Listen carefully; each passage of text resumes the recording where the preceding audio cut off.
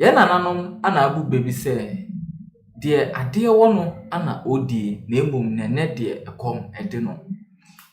Ye general election and then December 7th na I nyinem say aka 6 months pepepe na Ghana ya to aba man ye ko akoto aba eyo man pani a obedi so from 7 January 2025 to December 7 2028 na me aduma.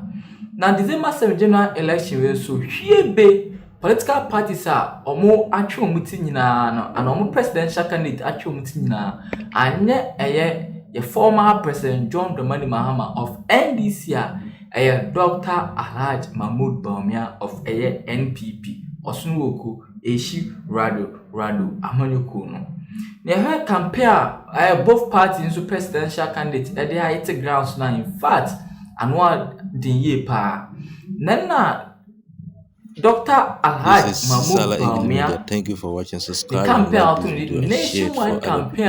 I met my 16 regions of Ghana and there. Wako baby name aka NPP stronghold Ashanti region.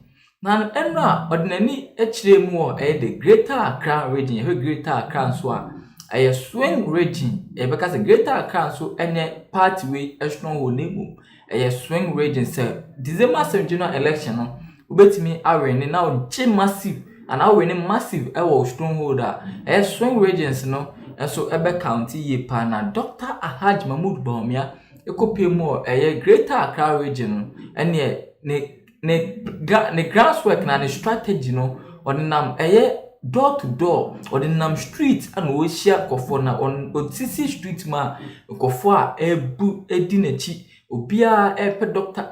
Bawumia mu asoyeke obia pe ensema ebefi nanum abakeke na okoshia nyuma kwemeble okoshia the clergymen okoshia bishop and prophet na okoshia bishops and prophets no ensema free prophets no and bishops ne emunum omokache Dr. Bawumia utimu se ensema fu manuma asa obia diatono ana obedi ana obia adia tono a se odi na kase ye besoa ni inkeke omu Dr. Bawumia said December 7 general election no waweni awi na ka no market we bi akase ye besoa ni in say only the next president for the Republic of Ghana. He said Dr. Bawumia ne campaign there ayedru yenko fonya Ghana enyo Ghana fo nyimi yo Ghana fo say yo Ekuru did na meet na first impression media na chese obo say omu ehu say presidential candidate bi aba na wa segment the campaign da ya wose o so ni asofu din komo na enye say wo do no episode be ka kire mu mo so do suggestions ba na wo no so responsible ho no ma na wo di aba no bi wo board ma wo ka say wo betimi di ahwese manifest committee meeting a consider na but so wo say je me say be say me ka so chia mo so on the way say manifest committee say na for mo enya seketwa wagu na asofo na me ko hia mo ho no nkoma mo ka no empa obo ma papa no enye poster obi di baby a wotetie emisu sanso bia just that it have Ghana electoral laws litia it doesn't also mean the same police for move for the eso ko cha branch ko kwatiasi fom ofiri hono ma wo ko dodoa ene ehimfo ekokasaye yeti ensema ehimfo ekaye the maniti mu kwa body say asam wo be page say bianu aka bio wo be page wo say bia na the microphone am e say enye orchestrated interaction and no the mention say enye say bia ya senda say munkawe e bitimi ka ya bisa say da no osi o man panya be de chire say bolu so adwemo bombe and is a very honest person eti ade out to say we say we no the answer na be mu who say yes say na adwiti okay enti ne be yan say yankum okay na fe iremu a na yefa nsemi nyina nyeden ento na be peche na maso de ebe baso ene be 2 draws okay enti ebo 8:30 ebe first videos no yan Dr. Bawumia ewura ho enkomo ani ni pani bi AD ha yenti abranti mi first if abranti mi chance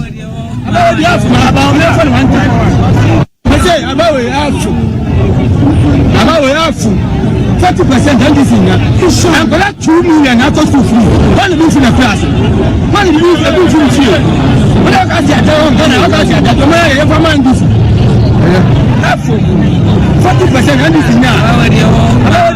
About one time. And this is now. And some way, this election, about embracing the year 2020 then. Oh yeah. And Abrante and the car, some will say about airful and collect 2 million and I cost school free. When you been for the class, when you been for the fee. Well, also because air for now one show because complacency. Oh, the bit me abem. And yafu abano anooding. Banyami aduma Dr.Bawumia ebewoni. And nema senka election no and sedan tank kind of cresa. Senka election a kind of cry. Senka election 1+1 na. Ebe ka answer the 2. Of course, enka campaign we die ka Dr.Bawumia kra nko beda. Nanso enam se adwebone wo enipa bitim. Enam se bone ewo nipa bitim. Enam se nipa bi enka nokre. Enam se nipa bi enka ya di nti. Na ewo se tebia no MPP party ebe touch base with Ghana for. Now makaka ye who say enipa 2 million as 3 million and of course omako. But don't forget to say enkura no no get school fees. Enkura no e wo mi say enkura ni bi and na ko boye adwuma ayo to school fees dey. But no numbers no aye neglectable.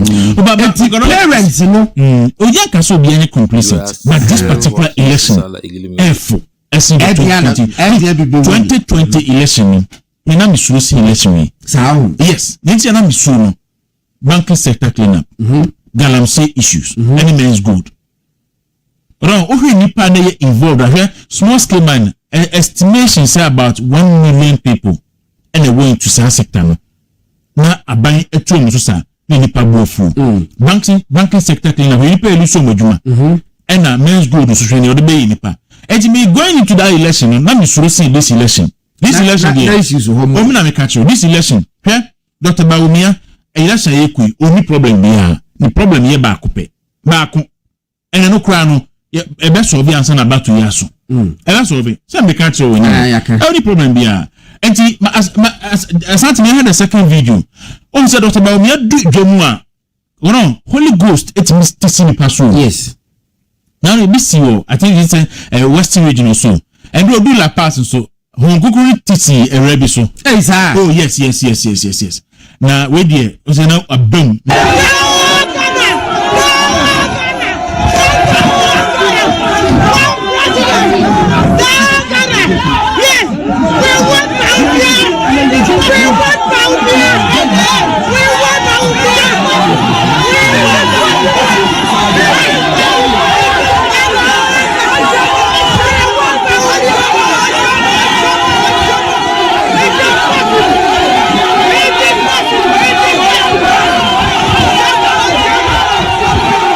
Professor Odefiu Ahuna Okasa Endra Yenkukushe Nisemibituja.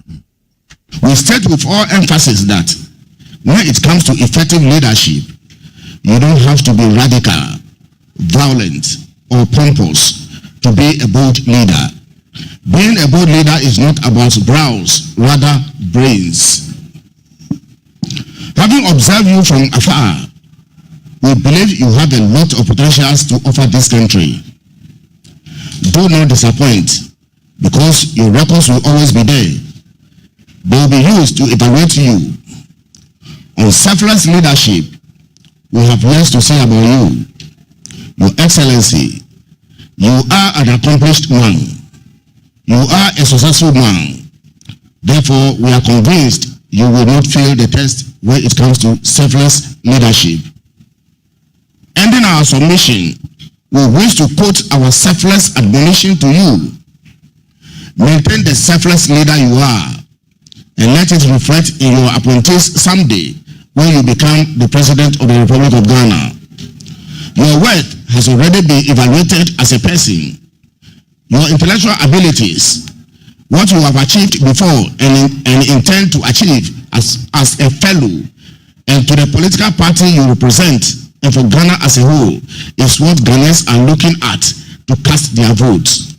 We wish you good luck in all your endeavors. God bless you, and we thank you. All right, so Prophet pay on Obuade ana. Obuade. I don't know. You see, die few. I know, and Obuade. Obuade. Sir. OBUAE. How?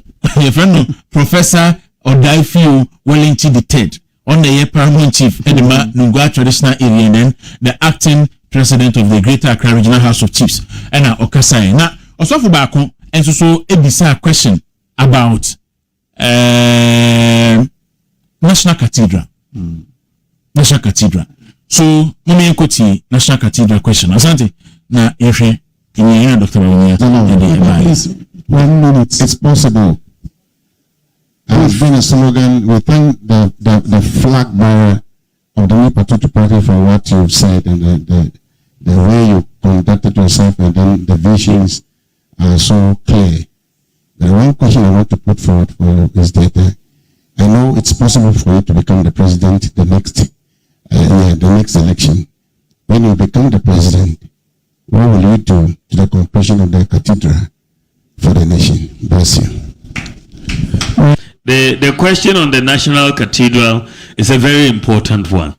The National Cathedral, I have contributed to its construction personally. I believe it's a very important thing for Ghana. But I think that as it stands now, the church has to come together and government and let us sit down and talk about the way forward for the National Cathedral. The church should come together and let us know the best way forward, how we can even get private resources to help us to complete the cathedral. But I think it is possible. We should not say it is not possible. Let us all sit back together and figure out the way forward on how to complete this cathedral. I think if we all come together, we'll figure it out. I really believe so. So I want us to come together and sit down and see the best way forward to generate the resources to complete, because we can't leave it where it is. All right, so where Dr. Bawumia on the National Cathedral. Miami Papa Apostle Amakwata of Parliament House Chapel International on the Dano of Benny Dano. Okasai, my very powerful message. My equity Apostle Mra introduction. What this great man of God said about the cathedral, and then the vice also talk about it. Can we go deeper? Now watch this. Your Excellency, maybe prophetically, the reason why that hole is still there is because God wants you to fulfill. When you go to the Bible, now watch this.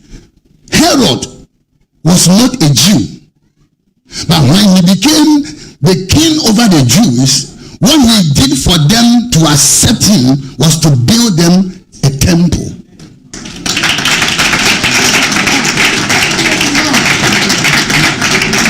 Now watch me. So if you go to Israel today, they have Solomon temple and then the Herod temple. So it's going to be so prophetic that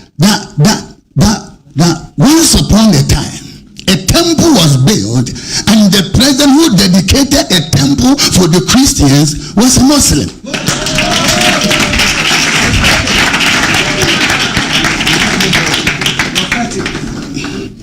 Prophetically, together with them fundamentally, which is an alpha. So you guys do everything within your power, and together with the team, bring the church to the government, and if possible, fund, as you said. I believe in the private sector. Give it to a private man, let them build it, let them collect the who calls what Jessica. You call Israel, you said that you call Jessica. I'm not to talk to the other people. Now, it is going to be an indictment for the Christianity and for this government to leave this bigger hole as it is forever. But I pray that hole will become a burden one day. May the God who changes time and season, he is not a respecter of any man. He is not prophetically. Oh yeah, I prophesy Nigeria, I said we are declared will not be first, and came to pass.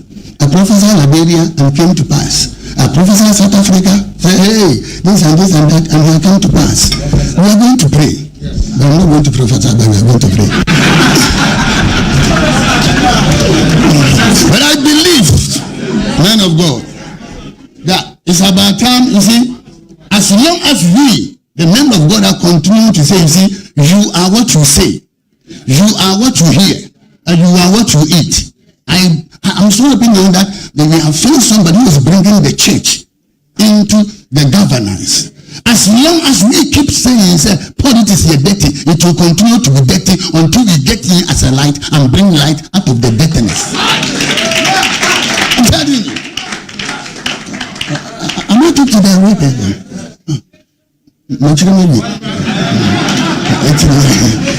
All right, Apostle Amakwata and Martin King and Uti Dr. Bawumia Ekorondi na Uti Enipe Kasano Asofo Ahefo Obia Kaso Kasano ewo one conclusion and say already no Dr. Bawumia winning election every into Obia the Asamu Tunanimua or the Tunanim as a future president as Obia Adidi Atuna Wobediade all trains here best in Keke no I Juma.